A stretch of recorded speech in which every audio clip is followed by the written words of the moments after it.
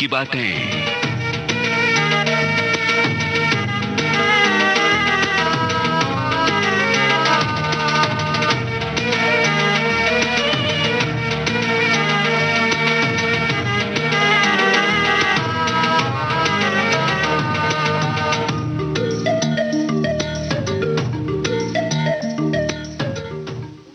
आज बाइस्कोप की बातें होंगी एक तिकोनी फिल्म के बारे में। तिकोनी से मेरा मतलब है प्रेम त्रिकोण की कहानी वाली फिल्म। आमतौर पर तिकोनी प्रेम कहानियों में या तो दो हीरो और एक हीरोइन होती है या दो हीरोइनें और एक हीरो। आमतौर पर यह भी होता है कि अंत में सच्चे प्रेमियों की शादी हो जाती है। तीसरा किरदार या तो जान कुर्बान कर देता है या मोहब्बत में हार मानकर एक नया इंसान बन जाता है। इस तरह की कहानियां हिंदी सिनेमा पर कई बार आई हैं। अंदाज, संगम, आरजू, आरती, गुमराह, हमराज, यानी अगर नाम गिनाने लगूं तो बाइस्कोप की बातों में आधा समय मैं ही बोलती रहूं। इसलिए चलिए छोड़िए, आज की फिल्म पर आ जाएं। आज की तिकोनी प्रेम कहानी वाली फिल्म चालू फॉर्मूले से थोड़ी सी हटके है। इसमें तीसरा किरदार प्रेमियों के बीच टांग अड़ाता है और उनकी शादी के बाद भी अड़ाए रखता है।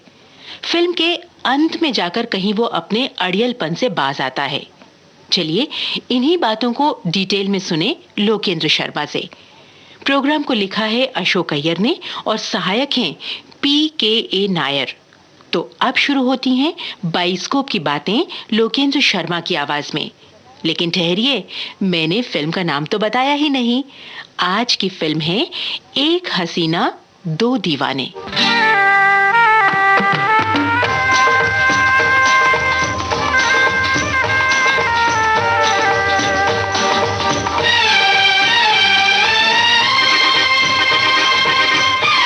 किसी फिल्म का नाम क्या हो, ये बहुत महत्व का सवाल है।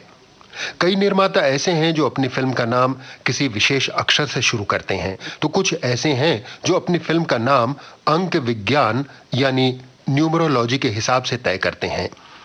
किसी को अपनी फिल्म का नाम एक ही शब्द का चाहिए। कुछ निर्माता ऐसे भी हैं जो पूरे वाक्य को अपनी फिल्म की शीर्षक पगड़ी पहनाते हैं। बहरहाल एक दौर ऐसा आया था जब फिल्मों के नाम अंकों से प्रभावित होने लगे और सबसे ज्यादा प्रयोग हुआ गणित का पहला अंक यानी एक। मसलन एक मुसाफिर एक हसीना, एक फूल चार कांटे, एक दिल 100 अफसाने, एक फूल एक भूल, एक खिलाड़ी 52 पत्ते, एक संपेरा एक लुटेरा, एक फूल दो माली, एक और एक 11, एक बाप 6 बेटे, एक चादर मैली सी, एक दिन बहू का, एक दूजे के लिए, एक कली मुस्काई, एक कुंवारा एक कुंवारी वगैरह। कुल मिलाकर एक से शुरू होने वाली 80 फिल्में बनी हैं अब तक। इसी किस्म के नाम वाली एक फिल्म सन 1972 में भी आई थी जिसका नाम था एक हसीना दो दीवाने। दो कदम तुम भी चलो, दो कदम हम भी चले, दो कदम तुम भी चलो, दो कदम हम भी चले, मंजिले प्यार की, मंजिले फिर प्यार की आएंगी चलते चलते, दो कदम तुम भी चलो, दो कदम हम भी चले। फिल्म एक हसीना दो दीवाने RC फिल्म्स के बैनर तले बनी थी। इस फिल्म की कहानी के माजिद और प्रकाश मेहरा ने लिखी थी। प्रकाश मेहरा इस फिल्म के 5 गीतकारों में भी शामिल थे। बाकी के 4 गीतकार थे अनजान, कमर जलालाबादी, नामवर और कफील आजर। इन सभी के लिखे हुए 6 गीतों को धुनों से सजाया था कल्याण जी आनंद जी ने। फिल्म एक हसीना दो दीवाने का निर्देशन किया था SM अब्बास ने, जो इस फिल्म के संवाद और पटकथा लेखक भी थे। जैसा कि फिल्म के शीर्षक से ही जाहिर है, एक हसीना दो दीवाने की कहानी एक प्रेम त्रिकोण थी। इस फिल्म की हसीना यानी हीरोइन थी बबीता और दो दीवाने यानी दो हीरो थे जितेंद्र और विनोद खन्ना। जितेंद्र का असली नाम है रवि कपूर। फिल्मों में आने से पहले फिल्मों को इमिटेशन ज्वेलरी यानी नकली गहने सप्लाई करने का काम किया करते थे। शुरू में तो जितेंद्र के हिस्से में बड़े सीरियस किस्म के रोल आए, मगर जेम्स बॉन्ड नुमा फिल्म फर्ज के बाद जितेंद्र की इमेज जंपिंग जैक यानी रोमांटिक हीरो और डांसिंग स्टार वाली बन गई। एक हसीना दो दीवाने की हसीना यानी हीरोइन बबीता के लिए फिल्मी दुनिया नई बात नहीं थी, क्योंकि उनके पिता हरि शिवदासानी एक जमाने में फिल्मों में चरित्र अभिनेता ही नहीं नायक भी रह चुके थे। बबीता की चचेरी बहन साधना भी उन दिनों लोकप्रिय फिल्म स्टार थीं। बबीता ने अपना फिल्मी सफर जीपी सिप्पी की फिल्म राज के साथ शुरू किया, जो आई थी सन 1966 में। दोस्तों, फिल्म राज में बबीता के हीरो थे राजेश खन्ना, और राजेश खन्ना की भी ये पहली फिल्म थी। राज कपूर के सबसे बड़े पुत्र अभिनेता और निर्माता रणधीर कपूर से शादी करने के बाद बबीता फिल्मों से अलग हो गईं। अब एक हसीना दो दीवाने के दूसरे दीवाने यानी विनोद खन्ना का भी जिक्र हो जाए। उन्होंने अपना फिल्मी कैरियर विलन के रूप में शुरू किया था। विनोद खन्ना को फिल्मों में ब्रेक देने वाले शख्स थे सुनील दत्त, जिन्होंने विनोद खन्ना को फिल्म मन का मीत में बतौर खलनायक पर्दे पर पेश किया था। फिल्म नतीजा से विनोद खन्ना हीरो बने। फिल्म एक हसीना दो दीवाने में भी विनोद खन्ना अपने खलनायक वाले रंग में ही थे, मगर खलनायक जरा रिफाइंड किस्म के। माय डियर, इश्क, प्यार, दोस्ती, बीवी, माशूका, गर्लफ्रेंड, सब अलग अलग चीजें हैं। एक के मिलने पर दूसरे को छोड़ा नहीं जाता। प्रकाश, इंसान और जानवर में कुछ तो फर्क होना चाहिए। ओफो, हमेशा पुरानी बातें करते रहो, जमाने के साथ साथ चलना सीखो। फिल्म एक हसीना दो दीवाने के निर्देशक थे एस.एम. अब्बास। इलाहाबाद के समीप यूपी के एक गांव में रहने वाले एस.एम. अब्बास यानी सैयद मोहम्मद अब्बास की तालीम इलाहाबाद में हुई। सन 1955 में भूगोल का एमए अधूरा छोड़कर एस.एम. अब्बास मुंबई चले आए। शुरू में उन्होंने अभिनेता बनने के लिए जोर आजमाया। काम नहीं बना तो लेखन और निर्देशन की तरफ रुख मोड़ा। फिल्मों में अपने पांव जमाने के लिए एस.एम. अब्बास ने बहुत कड़ा संघर्ष किया। ट्यूशनें की, जूतों की दुकान पर नौकरी की, मगर अपने मकसद से कभी डिगे नहीं। शानू बनर्जी और कालिदास जैसे निर्देशकों के सहायक रह चुके एस.एम. अब्बास ने कई फिल्मों की कहानियां भी लिखी और निर्देशन भी किया। बतौर लेखक उनकी पहली फिल्म थी परवरिश, जिसमें राज कपूर थे और थीं माला सिन्हा।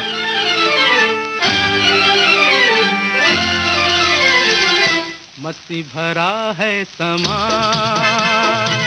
हम तुम हैं दोनों यहाँ, आंखों में आ जा, दिल में समा जा, झूमे ज़मीं आसमां।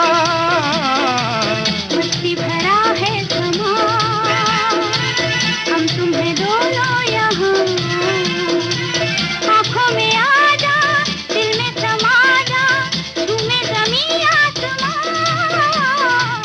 मस्ती भरा है समा। निर्देशक के रूप में एस.एम. अब्बास की पहली फिल्म थी श्रीमान सत्यवादी, जिसके कलाकार थे राज कपूर और शकीला।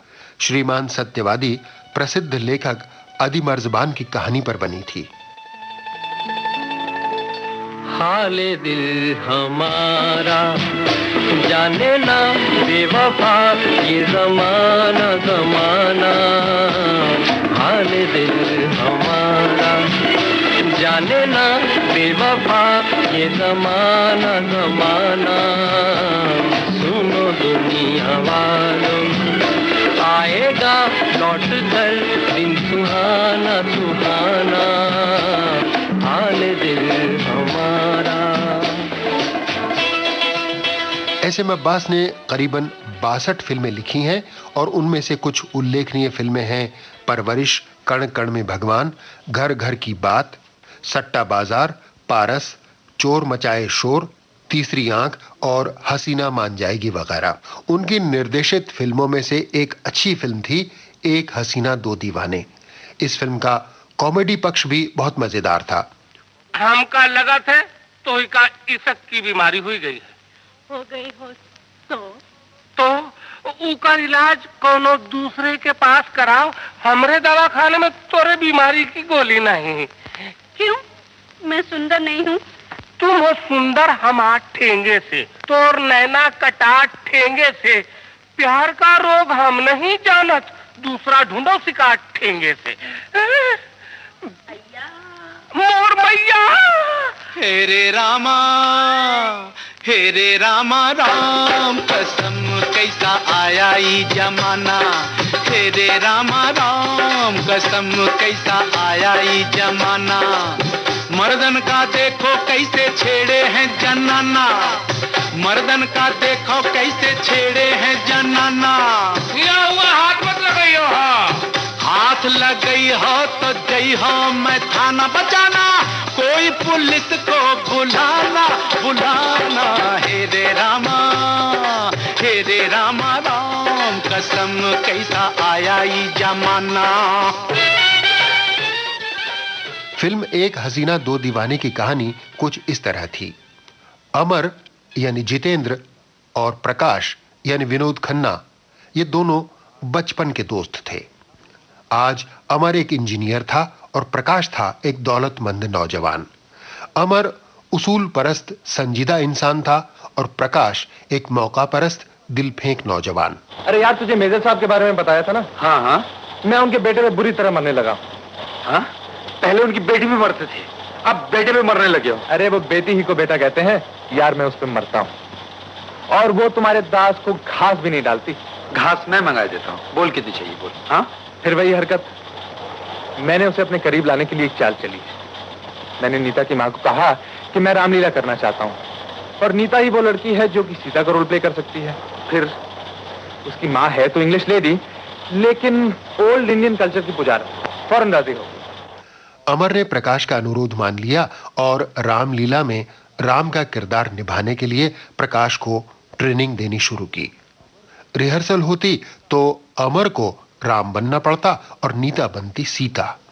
प्रभु, आपके बिना जगत में मुझे कहीं कुछ भी सुखदाई नहीं है। जैसे बिना जीवन दे और बिना जल के नदी, वैसे ही बिना पुरुष के स्त्री है। आपके साथ रहकर निर्मल चंद्रमा के समान मुख देखकर मुझे समस्त सुख प्राप्त होगा। हे हंस का मुनि, तुम वन योग्य नहीं हो। मानसरोवर के अमृत के समान जल से पाली हुई हंसनी कहीं खारे समुद्र में जी सकती है? हे नाथ, आपके बिना स्वर्ग भी मेरे लिए नर्क के समान है। रिहर्सल के दौरान राम के रूप में अमर ने इतना अच्छा अभिनय किया कि नीता उसकी प्रशंसा करने से स्वयं को रोक नहीं पाई। आप बहुत अच्छा बोलते हैं। डोंट वरी नीता, कल से मैं भी अच्छा बोलने लगूंगा। डियर, आज रिहर्सल कैंसिल करते हैं, कल आला ग्रैंड स्टाइल से रिहर्सल करेंगे। ऑल राइट बॉयज, आज की छुट्टी। फाइनल रिहर्सल के दौरान जब राम बने प्रकाश के गले में सीता बनी नीता वरमाला डालने गई तो उसे प्रकाश में राम की जगह रावण नजर आया और अमर में राम नजर आया। नीता ने माला अमर के गले में पहना दी और फिर स्टेज पर हंगामा हो गया। एक ही होलो मैडम, माला प्रकाश के गला में क्यों नहीं डाला? कभी नहीं बन सकता। व्हाट? मैं रावण लगता हूँ? This is my direct insult. Mister Banerjee, yes please. अगर मिस्टर अमर राम का कैरेक्टर करने के लिए तैयार हो तो मैं का रोल करूंगी, otherwise I am not interested. की अमर तुम ही करेगा? जी, ये तो अच्छा काम है, जरूर करूंगा। फिर प्रकाश क्या करेगा? इन्हें हनुमान का कैरेक्टर दे दो। नीता के फैसले पर रामलीला में प्रकाश की जगह अमर को राम बना दिया गया तो क्रोध की आग में झुलसते हुए प्रकाश का सारा क्रोध अमर पर निकला। ले गया था साथी समझकर, निकले दुश्मन। तो राम का कैरेक्टर हरगिज नहीं करते। देखो, फिल्मों में काम करने का इरादा बिल्कुल नहीं था। नीता ने तुम्हारे सामने मुझसे करने के लिए कहा था। उसने कहा तो कहने देते, तुमने हाँ क्यों की? इसलिए कि तुम कर नहीं सकते थे। और मैं ये हरगिज नहीं चाहता भगवान राम का कैरेक्टर कोई ऐसा आदमी करे जिसे देखकर लोगों के दिल में श्रद्धा न पैदा हो। ये सब कहने की बातें हैं, असलियत तो ये है कि तुम नीता पे डोरे डालना चाहते हो। प्रकाश, अपने जैसा सबको ना समझो, मैं तुम्हारी तरह लड़कियों के पीछे भागने वाला नहीं। इसका मतलब है तुम रामलीला में काम नहीं कर रहे हो। पहले शायद ना करता, लेकिन अब जरूर करूंगा। रामलीला और धर्म की आड़ लेकर आप लोग जो बेहूदगी और प्यार मोहब्बत के नाटक रचाते रहते ना होने दूंगा। जो कुछ करना है क्लबों, पार्टियों और अपने अपने मकानों में जाकर कीजिए। बेवकूफ। इस बहस ने बढ़ते बढ़ते झगड़े का रूप ले लिया और फिर अमर और प्रकाश की दोस्ती में दरार आ गई। क्रोध और ईर्ष्या की अग्नि में सुलगता हुआ प्रकाश नीता के पिता मेजर साहब के पास जा पहुंचा। आपकी बेटी ने मेरे साथ काम करने से इनकार कर दिया है। वो कहती है मैं राम नहीं रावण लगता हूँ। Wonderful, you mean villain? Yes. Oh, उसने तुम्हें सही पहचाना है। क्या मेजर साहब आप भी मुझे विलन समझते हैं? अरे वंडरफुल, मैं तो तुम्हें डॉन बॉन्ड समझता हूँ, लेकिन रामलीला के लिए तुम विलन ही लगते हो। अरे कहाँ तेरे जैसा मॉडर्न आदमी और कहाँ वो प्री हिस्टोरिकल पीरियड का ड्रामा। अगर ड्रामा ही करना था तो शेक्सपियर या बर्नार्ड शॉ का ड्रामा लिया होता, और Romeo Juliet, merchant of Venice और क्या नाम है उसका, माय फेयर लेडी। लेकिन आंटी ने कहा रामलीला करो तो नीता काम करेगी। अरे वो वंडरफुल। हेलो पापा। बेटे डियर, कैसा रहा ड्रामा? मम्मी से पूछिए। ओह वंडरफुल, दोनों ने बहुत अच्छा काम किया। ऐसा मालूम होता था जैसे भगवान राम और सीता आंखों के सामने आ गया हो। लवली। इधर रामलीला में हुए परिचय के बाद अक्सर अमर और नीता की मुलाकातें होती रहीं और फिर धीरे धीरे ये मुलाकातें चाहत के रूप में ढलने लगीं। कुछ कहते कहते रुक क्यों गए? जी, कुछ कहना तो चाहता था, लेकिन एक लड़की बार बार मिलने आए तो इसका मतलब प्यार होता है ना? मुझे नहीं मालूम। आप तो शर्माती हैं, बोलिए ना। जो बात आपको कहनी चाहिए मुझसे क्यों कहलवाते हैं? छोड़िए मेरा हाथ। आपने अभी कहा था ना कि इंसान को कोशिश करनी चाहिए। मैंने कोशिश करने के लिए कहा था, हाथ पकड़ने के लिए थोड़ी ही कहा था। मेरी कोशिश की इब्तिदा यही है। और इंतहा? तुम्हारी मांग में सिंदूर। नीता के पिता मेजर साहब के बुलावे पर अमर जब उनसे मिलने के लिए पहुंचा। जिन पियोगे? जिन? जी मैं शराब नहीं पीता। हाँ पापा, शराब भी नहीं पीते। अरे वंडरफुल, जुआ नहीं खेलते, क्लब नहीं आकाश दिया। माफ कीजिएगा, मेरी माँ ने मुझे ये सब कुछ नहीं सिखाया। तो क्या सिखाया है? यही कि ये सब चीजें बुरी हैं। तुम्हारी माँ तुमसे भी ज्यादा पुराने ख्यालात की है। पापा आप कैसी बातें करते हैं?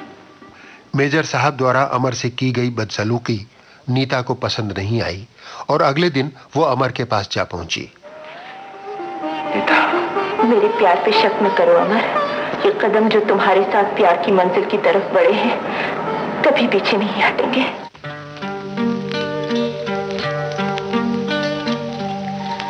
दो कदम तुम भी चलो, दो कदम हम भी चलें।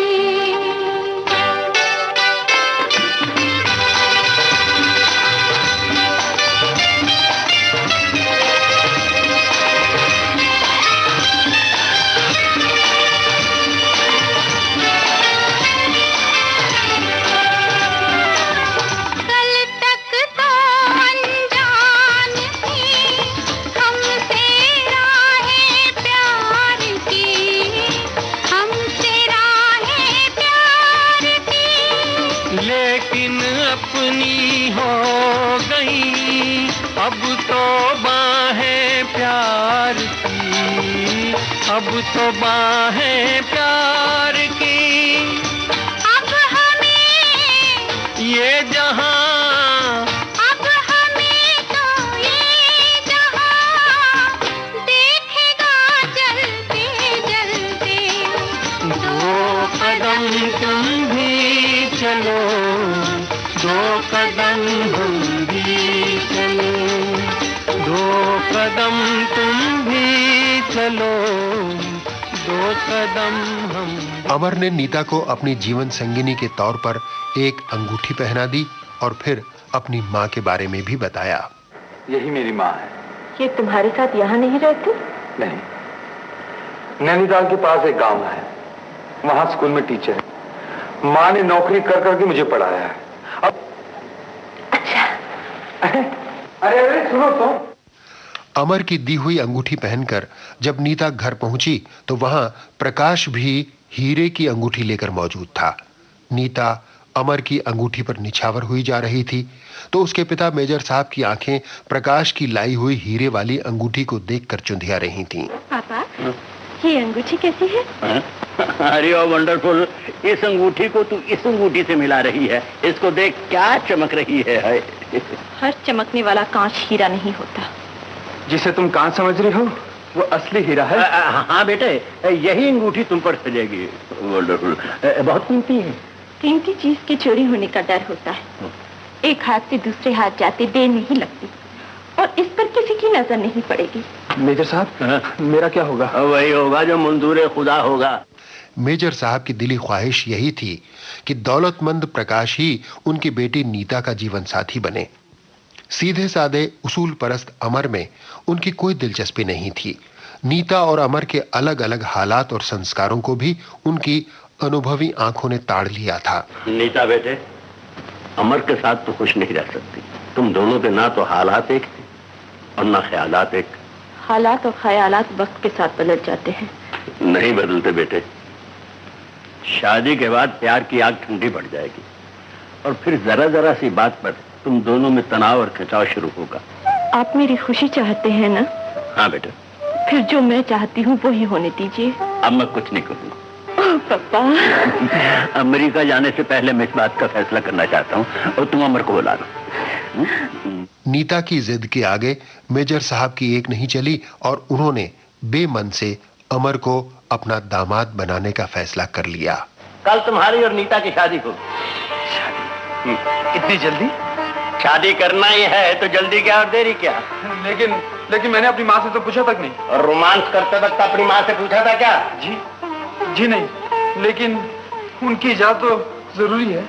अरे ओ वंडरफुल, तुम मेरी बेटी को खिलौना समझता है क्या कि उसे पसंद करके अपनी माँ से कहोगे कि इसे खरीद दो? अगर उसने इनकार कर दिया तो छोड़कर चलते फिरते नजर आओगे। मेजर साहब, आपने मेरी बात का गलत मतलब निकाला है। इसका फैसला तो वक्त करेगा कि तुम सही हो या गलत, मगर इस बात का फैसला तुम्हें अभी करना होगा कि तुम मेरी बेटी से कल शादी करोगे या नहीं। से यस और नो। यस।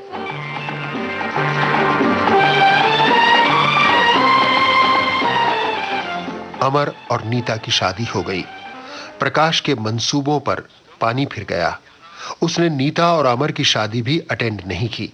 एक दिन मेजर साहब अमर और नीता को साथ लेकर खुद ही प्रकाश के पास पहुंचे। पुरानी बातों को भूल जाओ। नीता तुम्हारी फ्रेंड है, क्लास फेलो थी, और अमर भी तुम्हारा दोस्त है। वो दोनों आए हैं, उन्हें मुबारकबाद। प्रकाश, हेलो, मेरी तरफ से शादी मुबारकबाद कबूल कीजिए। Wonderful wonderful. तुम इनकी शादी पर नहीं आए इसलिए तुम पर जुर्माना करना चाहिए। कहिए, मुझे हर जुर्माना मंजूर है। अरे वंडरफुल, तो जुर्माना यह है कि तुम इनको एक आला ग्रांड पार्टी दो। जी हाँ, आज ही लीजिए।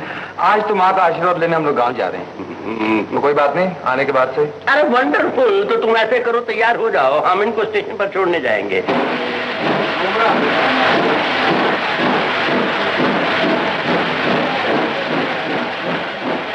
अरे, गाड़ी स्टार्ट होने के इंतजार में थे क्या? जी हाँ सरकार। मिस्टर, अरे आजा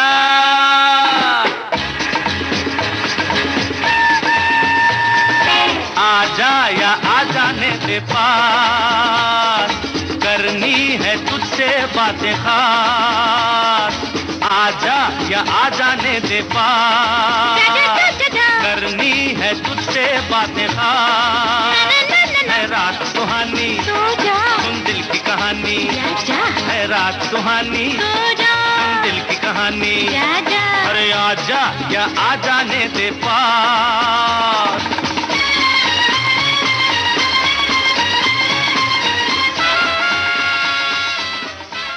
अमर और नीता जब अमर की मां से मिलने गांव पहुंचे तो शहरी नीता को देखकर भोले भाले गांव वाले खुशी और कौतूहल से भर उठे। अरे ए हो, अमर के दुल्हनिया आए हैं हो। नमस्कार चाचा। जियत रहो बेटा, जियत रहो। मगर बेटा ये का बहू है तुम्हारा? चाचा, माँ बिगड़ कर क्या अंदर बैठ गई है? माँ ही कहाँ है? वो तो स्कूल के बच्चन के लेके गई हैं यात्रा करवावे, परंतु स्कूल में 1 महीना की छुट्टी है, उसे कहते 1 महीना बाद आवे। फिर तो हमारे यहाँ आना बेकार ही हुआ। कुछ दिनों तक गांव में रहकर दोनों शहर वापस आ गए। यहाँ प्रकाश और बाकी दोस्तों ने उनका स्वागत किया। जब उन्होंने गांव के बारे में नीता से पूछा तो मुझे देखे और चिल्लाए। क्या चिल्लाए? तो अमरवा की दुल्हनिया आई है हो। अरे हाँ नीता, तुम्हारी पार्टी ड्यू है, कब रखें? हाय, मैं तो शहर की जिंदगी के लिए तरस गई थी, आज ही शाम को। सच? अमर को पार्टी और भीड़ भाड़ में भले ही दिलचस्पी नहीं हो, मगर नीता पर शहरी सोसाइटी का नशा सवार था।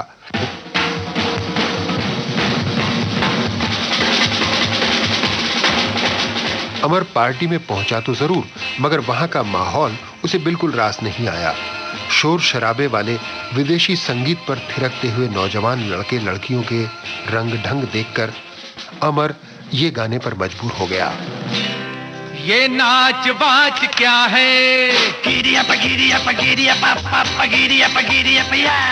ये नाच बाच क्या है? ये क्या गाना बजाना? कुछ पागलों ने महफिल बना दी पागल खाना। गिरिया पगिरिया पापा पगिरिया पगिरिया पिया। ये नाच बाच क्या है? ये क्या गाना बजाना? कुछ पागलों ने महफिल बना दी पागल खाना। ये नाच बाज क्या है?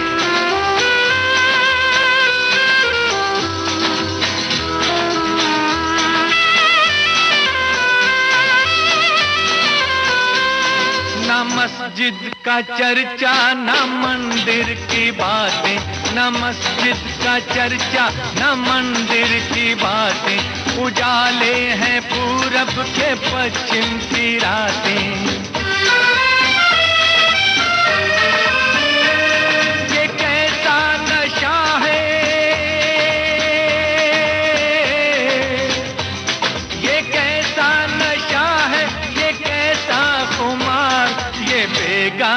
रस में चलन भी उधार, चलन भी उधार।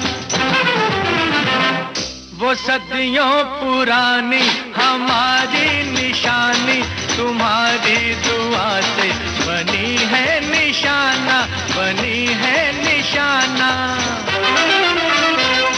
ये नाच बाज क्या है? ये क्या गाना बजाना?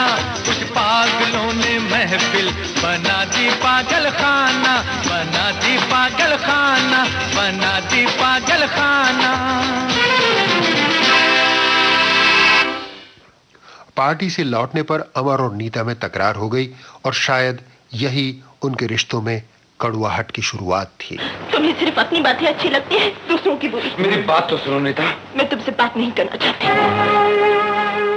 भारतीय संस्कृति के पुजारी अमर और विदेशी तहजीब से प्रभावित नीता की अनबन को प्रकाश ने बखूबी भांप लिया था। दोनों को एक दूसरे से दूर करने के लिए प्रकाश अपनी कुटिल चालों पर उतर आया और इसका मौका भी उसे जल्दी ही मिल गया। नीता का जन्मदिन। मेरा फूल। थैंक यू, मैं तो भूल ही गई थी कि आज मेरी बर्थडे है। ये लो, ससुराल जाके दिन तारीख ही भूल गई। हो गया बेड़ा पार। अजीब, कुछ दिन के बाद तो ये खुद को भी भूल जाएंगी कि इस दुनिया में पैदा हुई थी या नहीं। बस जरा ही नहीं ससुराल जाकर रहने दो। ना बाबा, मैं मर भी जाऊं लेकिन उस जंगल में वापस नहीं जाऊंगी। तुमने बताया था ना नीता, क्या कहती थी गांव की औरतें तुम्हें देखकर? अरे ए हो, अमरुआ की दुल्हनिया आई है तो। जब दोस्तों ने नीता से पार्टी मांगी तो नीता उलझन में फंस गई। पार्टी कैसे होगी? मेरे घर में बर्तन ही नहीं है। इसकी फिक्र तुम मत करो, हम सारा इंतजाम कर लेंगे। कर लेंगे? अच्छा चलो, अमर को फोन करके बुलाओ। नहीं, उसे अभी खबर मत करो। शाम को उसके लिए सरप्राइज आइटम रखो। ऐसी ग्रैंड पार्टी होगी कि देखकर उसकी तबीयत फड़क जाएगी। प्रकाश अपनी चालों की शतरंज बिछा चुका था। अब वो नीता को ही मोहरा बनाकर अमर को मात देना चाहता था। उसने अमर के घर पर ही शानदार पार्टी की। शाम को जब अमर घर लौटा तो उसका घर घर नहीं बल्कि एक क्लब बना हुआ था। विदेशी संगीत बज रहा था। जोड़े थिरक रहे थे। कमरों में सिगरेट का धुआं भरा हुआ था। यही नहीं, भगवान के मंदिर के पास शराब के पैमाने रखे हुए थे जो जानबूझकर प्रकाश ने रखे थे। प्रकाश की चालों से बेखबर नीता खुद पार्टी का एक हिस्सा बनी हुई थी और अमर ये सब देखकर अपना आपा खो बैठा। ये मेरा घर है, कोठा नहीं। निकल जाओ सब यहाँ से। ऐसे क्यों? कोई नहीं जाएगा यहाँ से। नीता, तुमने इनके नहीं मेरी बेइज्जती की है। अगर तुमने इज्जत का ख्याल होता तो ये सब ना होता। तो क्या हो रहा है? यहाँ क्या हो रहा है?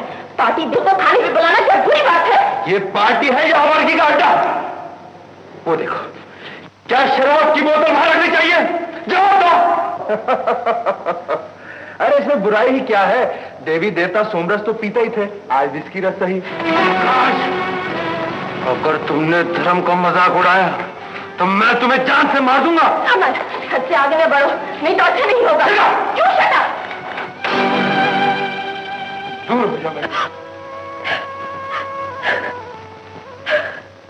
नीता की जबान दराजी से अमर नाराज हो उठा और नीता को थप्पड़ मार बैठा। प्रकाश तो जैसे इस घड़ी के इंतजार में ही था। वो नीता को लेकर सीधा मेजर साहब के पास पहुंचा। क्या बात है बेटे? What happened? रुको बेटे, मुझे बताओ क्या हुआ है? मुझसे पूछिए।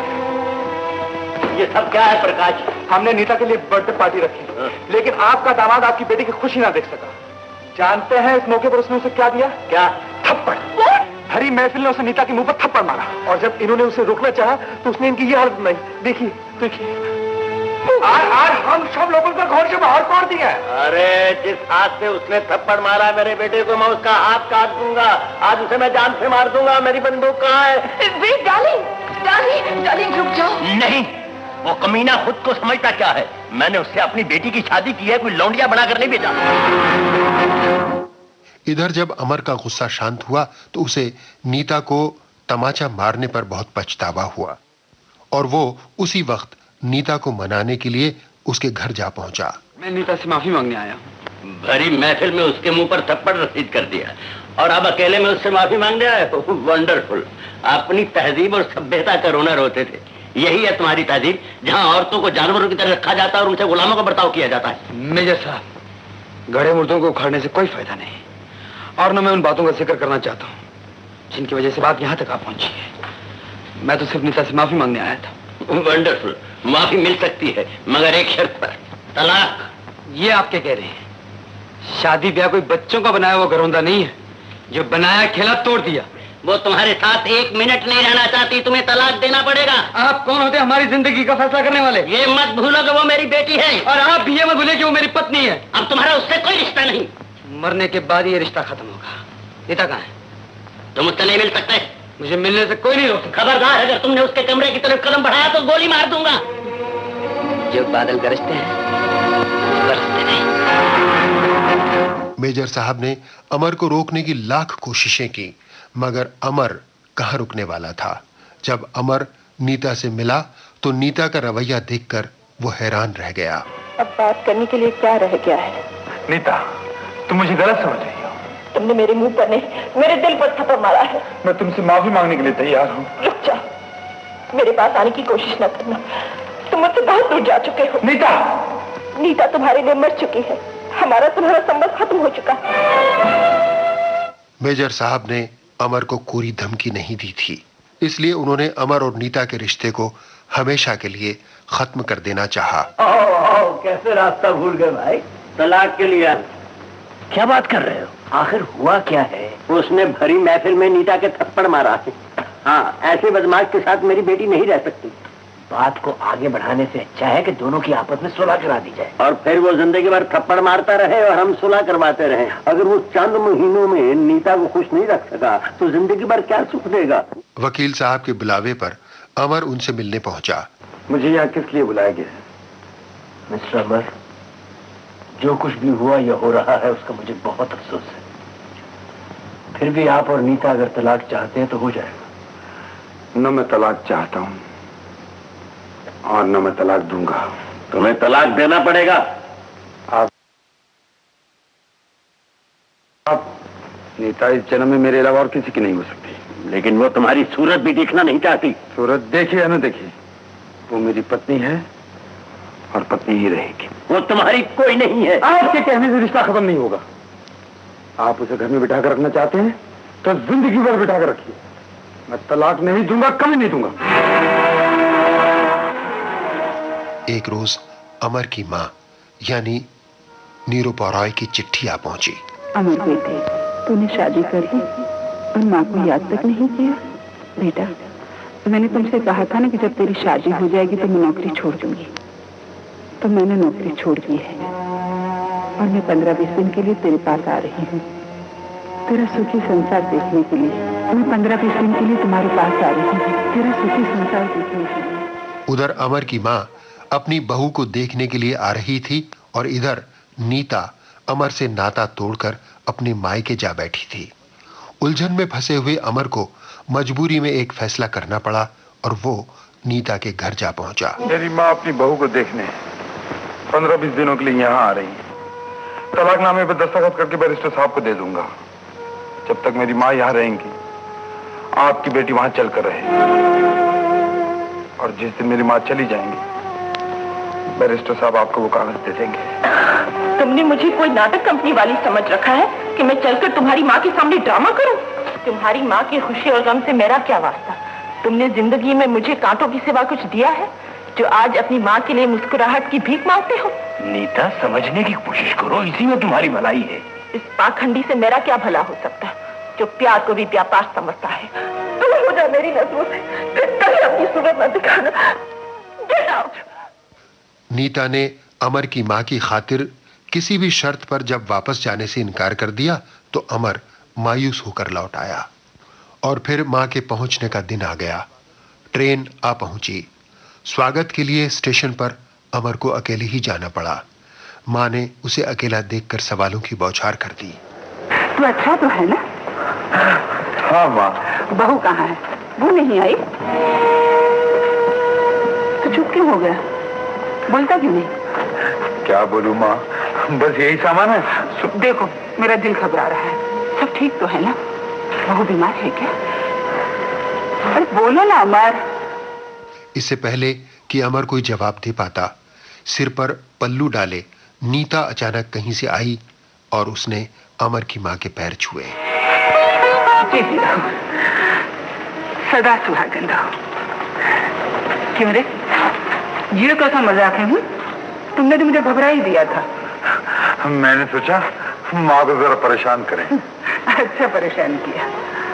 और बहू, तुम भी शैतान के कहने में आ गई क्यों? कुछ भी हो अमर, बहू को देखकर ठीक खुश हो गया। चलो ना। हाँ, चलो। आओ। नीता को इस तरह आया हुआ देखकर अमर को जो खुशी हुई वो स्टेशन के गेट पर काफूर हो गई। ये तलाक के कागजात पर दस्तखत कर दीजिए। अमर ने मां की खुशी के लिए तलाक देने की जो शर्त रखी थी, नीता सिर्फ उसी शर्त को पूरा करने के लिए आई थी। रात होने पर अमर और नीता अलग अलग कमरों में सोए, लेकिन मां से ये बात छिप नहीं सकी। आती हूँ माँ जी। वैसे मेरा बेटा 2 लाखों में एक है, लेकिन है तो मर्द, उसे बिगड़ने में देर थोड़ी लगती है। समझ गई ना? जी। चलो जाओ। मां तो अमर और नीता को फिर से एक कमरे में छोड़कर चली गई, मगर नीता को अमर का उसके कमरे में रहना बर्दाश्त नहीं हुआ। चले जाओ यहाँ से। अगर यहाँ से गया तो माँ को मालूम जाएगा। ये मैं कुछ नहीं जानती। तुम इस कमरे में नहीं सो सकते। अगर ऐसा है तो मैं बालकनी में सो जाता हूँ। आप अंदर से दरवाजा बंद कर लीजिए। उसी रात खूब बारिश हुई। नीता कमरे में चैन से सोती रही और बालकनी में अमर बारिश में भीगता रहा। जब सुबह हुई तो अमर को बुखार चढ़ाया था। डॉक्टर की हिदायत पर अमर को आराम करना पड़ा और मां के आदेश पर नीता को बाम से अमर की मालिश करनी पड़ी। जब दूसरी रात भी अमर सोने के लिए बालकनी में जाने लगा तो ठहरो। पलंग पलंग पर लेट जाओ, मैं बालकनी में सो जाऊंगी। आपको तकलीफ होगी। मैं इतनी नाजुक नहीं हूँ कि छींकने लगूं, और न मुझ में इतनी ताकत है कि 4 घंटे बैठकर मालिश करूं। उस रात भी कड़ाके की ठंड पड़ी। इस बार बालकनी में नीता थी और वो नींद में ही सर्दी के मारे ठिठुर रही थी। अमर से ये नहीं देखा गया। उसने अंदर से कंबल लाकर सो रही नीता को उड़ा दिया। अमर की मां के सामने आदर्श बहू का नाटक करते करते अब नीता में काफी बदलाव आने लगा था। उसे अमर से बेशक नफरत थी, लेकिन मां समान सास के प्यार और वात्सल्य के मोहपाश में नीता बंधी जा रही थी। यहां तक कि अब नीता अमर की मां के साथ पूजा अर्चना में भी बैठने लगी थी और भजन भी गाने लगी थी।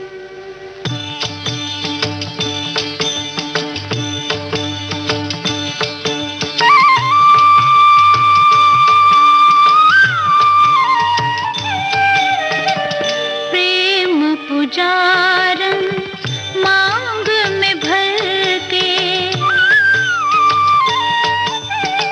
प्रेम पुजारन मांग में भर के, भोर की लाली लाई रे, गले लगा लो शाम के राधा, शरण तिहारी आई रे प्रेम पुजारन।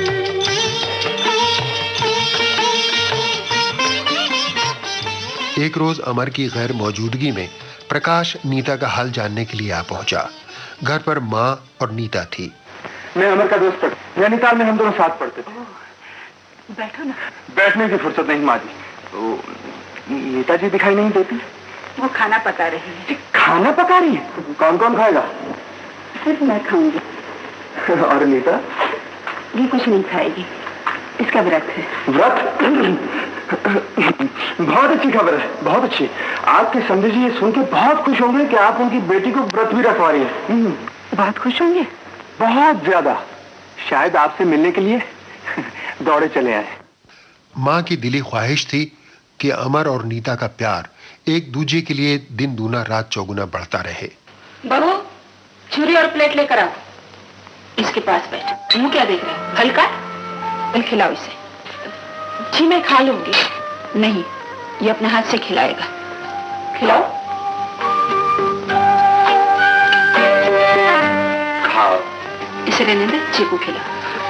अच्छा चीकू, चीकू खाओ। अरे इस तरह नहीं, काट के। माँ ये चीकू नरम है, ये दांतों से काट काट कर खा लेंगी। खाओ। काट लिया। भगवान करे तुम दोनों हमेशा इसी तरह हंसते खेलते रहो।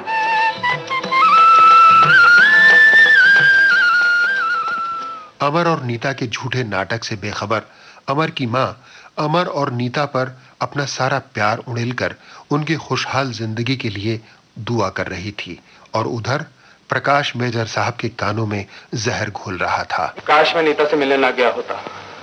मेरा दिल तो खून के आंसू रो रहा है। क्यों, क्या हुआ? ये पूछे क्या नहीं हुआ।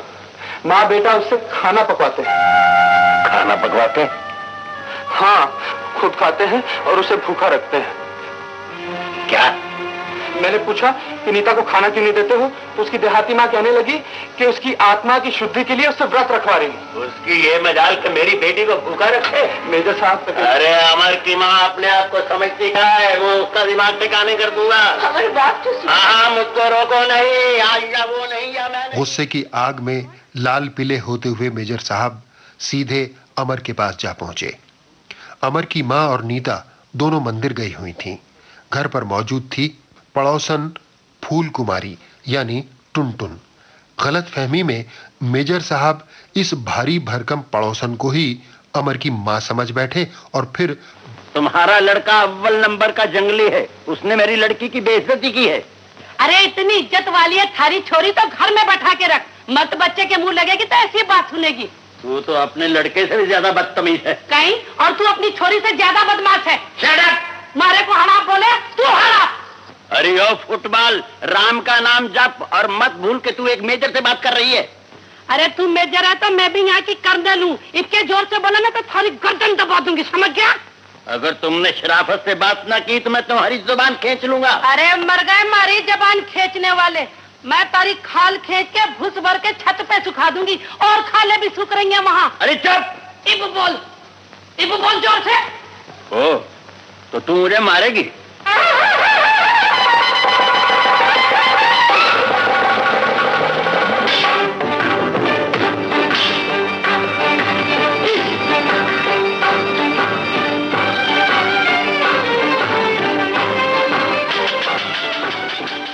तो सुनो डार्लिंग, उस औरत ने मुझे झाड़ू से मारा है।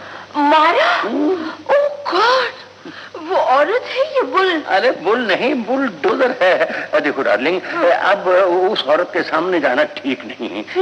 फिर ये कि चंद दिनों के बाद वो चली जाएगी, उसके बाद हम वकील साहब से डाइवोर्स के पेपर ले लेंगे। डार्लिंग, डिवोर्स तो मिल जाएगा, बट नीता का क्या होएगा? अरे वंडरफुल, तुम मुझको इडियट समझती हो क्या? Yes, I mean, no. तो फिर इसका इंतजाम मैंने कर रखा है। प्रकाश आज भी नीता का दीवाना है और वो उसके साथ शादी करने के लिए तैयार है। मैंने उसे कह दिया है कि वो अपनी माँ को यहाँ बुलाए, वो आकर मुझसे मिले ताकि मैं परख लूं वो औरत कैसी है। Wonderful. प्रकाश को जब मालूम हुआ कि मेजर साहब की मुलाकात अमर की माँ से हुई ही नहीं, तो वो एक दिन अमर की माँ को मेजर साहब के घर ही ले आया, जिससे मेजर साहब उनका अपमान कर सकें। मगर पासा इस बार भी पलट गया। हालात कुछ ऐसे बने कि मेजर साहब अमर की माँ को प्रकाश की माँ समझ बैठे। नमस्ते। वंडरफुल, आपसे मिलकर मुझे बहुत खुशी। मुझे भी आपके दर्शन की बड़ी इच्छा थी। आज प्रकाश बेटे ने इच्छा पूरी कर दी। वंडरफुल, मगर आप यहाँ रहती नहीं हैं तो मुलाकात कैसे होती? आप तशरीफ। वैसे मुझे आपका बेटा बहुत पसंद है। मुझे भी आपकी बेटी बहुत पसंद है। और अब अपना पराया क्या? मेरा बेटा आपका बेटा और आपकी बेटी मेरी बेटी। वंडरफुल, आप इतने आजाद ख्याल की हैं, आप मुझे कोई फिक्र नहीं है। मेजर साहब, क्या हो गया आपको? इनकी खातिर वातिर कीजिए, ये आपकी समधन है। लानत बेजर समधन के नाम पर मुझे इस नाम से चिढ़ हो गई है। ये तो मेरी बहन जी है। वंडरफुल। बहन जी नहीं, माता जी हैं। ओह वंडरफुल। अरे इडियट, माता जी तुम्हारी हैं, मेरी तो बहन जी हैं। अरे आप लोग झगड़ा बाद में कीजिएगा, पहले ये बताइए कि हमारी बहन जी कहाँ हैं? वो सुबह सवेरे से निकली हुई हैं। बर्थडे पार्टी, मैरिज पार्टी और उसके बाद कीर्तन पार्टी अटेंड करते हुए कि रात को वापस लौटे। तो बहन जी आ ही गई हैं, आराम से बातें करेंगे दोपहर के खाने पर। खाने की तकलीफ मत कीजिए, मैं पहले मंदिर जाऊंगी, दर्शन के बाद ही जलपान करती हूँ। ओहो, तो आपको मंदिर के बाद जरा इत्मीनान से यहाँ आना चाहिए था। थोड़ी देर रुकती तो। ही घर है, फिर कभी आ जाऊंगी। अरे हाँ, जम्मू वैष्णो देवी के दर्शन को गई थी, आपके लिए भी प्रसाद लाई हूँ। ये लो भाई साहब।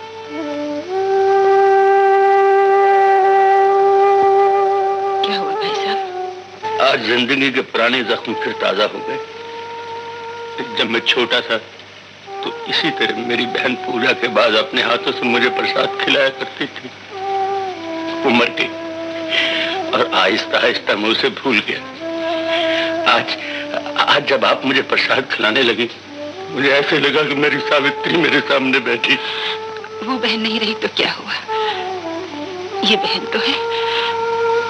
आज से मुझे ही सावित्री समझिए। लीजिए प्रसाद, खा लीजिए प्रसाद। जो एक बहन का भाई पर हक होता है, अब आपका वही हक मुझ पर है। प्रकाश से मुझे काम है, आपको मेरा ड्राइवर घर तक छोड़ आता है। अरे मोहन सिंह, अरे देखो बहन जी को जहाँ जाती है वहाँ छोड़ कर आओ। अपना बनाया हुआ सारा खेल बिगड़ता हुआ देखकर प्रकाश भड़क उठा। जानते हैं वो कौन थी? वंडरफुल, तुम्हारी माँ थी और कौन थी? मेरी माँ नहीं, अमर की माँ थी। अमर की माँ? नहीं, ये कैसे हो सकता है? इधर अमर को जब ये पता चला कि उसकी माँ प्रकाश के साथ मेजर साहब के यहाँ गई है, तो वो नीता पर बरस पड़ा। अगर मेरी माँ उस घर से बेइज्जत होकर निकली, तो उस घर से तुम्हारे बाप की अर्थी भी निकलेगी। मैं तुम दोनों को जिंदा नहीं छोड़ूंगा। उसी वक्त माँ घर में दाखिल हुई। ये तो आंखें फाड़ फाड़ के क्या देख रहा है? जानता है मैं कहाँ गई थी? अपने समधी जी से मिलने। क्या कहा उन्होंने? ये पूछ के क्या नहीं कहा, बहुत बातें हुई। अब मेरे समधी नहीं, वो मेरे भाई हैं। भाई? क्यों, इसमें ताज्जुब की क्या बात है? क्या वो मेरे भाई नहीं बन सकते? सच कहती हूँ अमर, तो बड़ा नसीब वाला है जो तुझे इतना अच्छा खानदान मिला। भाई साहब तो देवता है, देवता। जिद करने लगे, खाना खाए बगैर नहीं जाने दूंगा। बड़ी मुश्किल से छोड़ा और यहाँ तक मुझे उन्होंने अपनी गाड़ी में भिजवाया। घर में अमर और नीता आदर्श पति पत्नी होने का नाटक कर रहे थे और बाहर तलाक की कार्यवाही चल रही थी। लो नीता, तुम भी दस्तखत कर।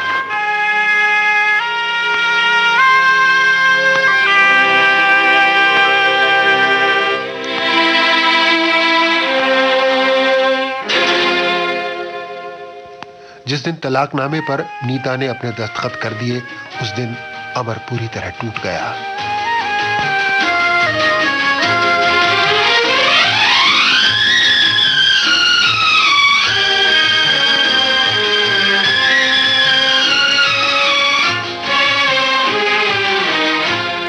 दो कदम तुम न चले, दो कदम हम न चले, दो कदम तुम न चले, दो कदम हम न चले, आरज़ुओं के दिए बुझ गए जलते जलते, दो कदम तुम न चले, दो कदम हम न चले, आरज़ुओं के दिए बुझ गए जलते जलते, दो कदम तुम न चले, दो कदम हम न चले। फिर वो दिन भी आ पहुंचा जब अमर की मां को वापस लौटना था। ममतामयी सास ने बहू नीता को अपने पास बुलवाया और मेरे पास बैठो, कल मैं जा रही हूँ, तुम्हें जी भर के देख तो लो। आप तो नींद की तरह आए और ख्वाब की तरह जा रही हैं। आपका आना जिंदगी का एक हादसा है, जैसे कुछ पाकर इंसान सब कुछ खो दे। खोना और पाना तो जिंदगी के साथ चलता है। मैंने भी जिंदगी में बहुत कुछ खोया है। हाथों की मेहंदी तक नहीं छूटी थी कि मेरा सुहाग उजड़ गया। भगवान तुम दोनों को हमेशा सुखी रखे और तुम्हारे सारे दुख मुझे मिल जाए। मैं जाने से पहले सब कुछ तुम्हें सौंप देना चाहती हूँ। एक दिन मेरी सास ने भी इस खानदान की इज्जत, सुख, दुख, पैसा, जायदाद सब कुछ मेरे हवाले कर दिया था। उसी तरह आज मैं सब कुछ तुम्हारे हवाले कर रही हूँ। जी हाँ, जो खेत और बाग है वो कोर्ट में मैंने तुम्हारे नाम कर दिए हैं। ये लो कागजात। नहीं, ये मैं नहीं लूंगी। क्यों? ये सब आपके बेटे के नाम पे होना चाहिए। उस बुद्धू के नाम पर? वो तो बिल्कुल सीधा साधा है बेटी। आज तक माँ के बताए हुए रास्ते पर चलता था, अब जोरू के बताए हुए रास्ते पर चलेगा। और फिर तुम तो इस घर की लक्ष्मी हो और ये रहे जेवर। जी, ये सब मैंने अमर की दुल्हन के लिए बनवाए थे, लेकिन शादी में तुम्हें थी नहीं। बेटी, ये जेवर पुराने ढंग के हैं। मैंने सोचा था अमर की दुल्हन कोई गांव वाली होगी। मुझे क्या मालूम था कि इतनी खूबसूरत और पढ़ी लिखी बहू लेकर आएगा। मेरी समझ में नहीं आता, मैं आपसे क्या कहूं। बेटी, अमर मेरा इकलौता बेटा है। जो कुछ मेरा है उसी का तो है, और जो उसका वो तुम्हारा। जो मेरे बेटे का प्यारा वही मेरे आंख का तारा। मैं जानती हूँ तुम्हें बहुत चाहता है।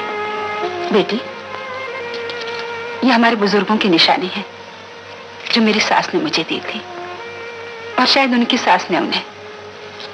कई पीढ़ियों से ये ऐसा ही चला आ रहा है। इसे बहुत संभाल कर रखना।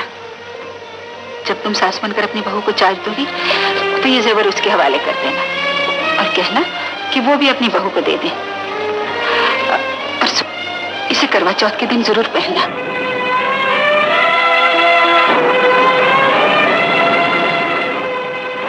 मां को विदा करने अमर और नीता रेलवे स्टेशन पर आए। आज उनके नाटक का आखिरी दिन था। अमर का दिल बैठा जा रहा था। आज उसे मां को भी विदा करना था और मां के जाने के बाद नीता से भी हमेशा हमेशा के लिए जुदा हो जाना था। मां गाड़ी छूटने वाली, जल्दी करो। सुनो बेटी, साल में 1-2 चक्कर अपने घर के जरूर लगा लिया करना। जो कुछ भी करो सोच समझ कर करना। अब तो तुम ही मालिक हो। मां। अच्छा बेटे, अपनी और बहू की खैरियत की खबर भेजते रहना। हाँ मां।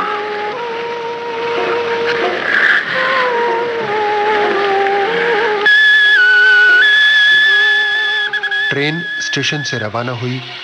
एक एक डिब्बा नीता के आगे से गुजरता रहा और बीते दिनों के एक एक लम्हे की याद दिलाता रहा। अमर से मुलाकात, साथ जीने मरने के वादे, पिता से बगावत, मां समान सास का बेपनाह प्यार और नसीहतें, सब उसकी आंखों के सामने से पल भर में गुजर गया। जब ट्रेन नजरों से ओझल हुई तब तक नीता एक अहम फैसला कर चुकी थी। उसने वकील साहब का दिया हुआ तलाकनामा वहीं फाड़कर टुकड़े टुकड़े कर दिया और मुझे माफ कर दीजिए। माफी तो मुझे मांगनी चाहिए। मैंने सबके सामने तुम्हारी बेइज्जती की। अरे वो वंडरफुल, तुम दोनों साइड लाइन पर जा रहे हो। गुनहगार तो ये मेन लाइन वाला है जिसने अपनी जिंदगी के इंजन को मेन लाइन से खिसकाकर साइड लाइन पर खड़ा कर दिया था। इंसान को अपनी असलियत नहीं भूलनी चाहिए। वो तो भला हो बहन जी का जिन्होंने मेरी आंखें खोल दी। मेजर साहब, आज मेरी भी आंखें खुल गई। आग लगाने वाला मैंने ही इन दोनों की जिंदगी में जहर घोला था। एक शादीशुदा औरत से प्यार करके जो गुनाह मैंने किया है उसका प्रायश्चित मैं करूंगा।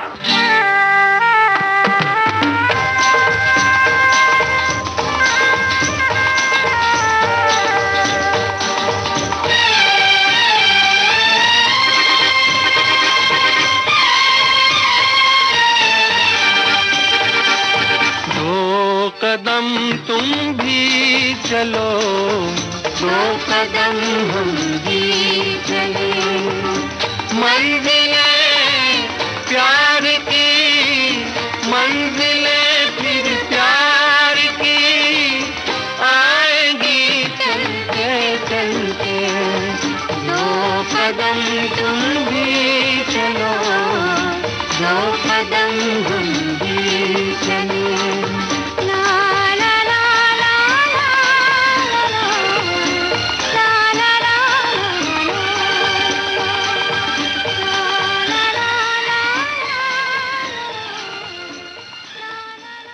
एक हसीना 2 दीवाने फिल्म की बातें पूरी हुई दोस्तों।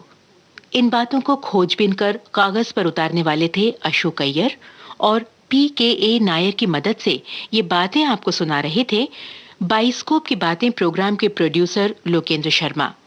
फिलहाल नमस्कार।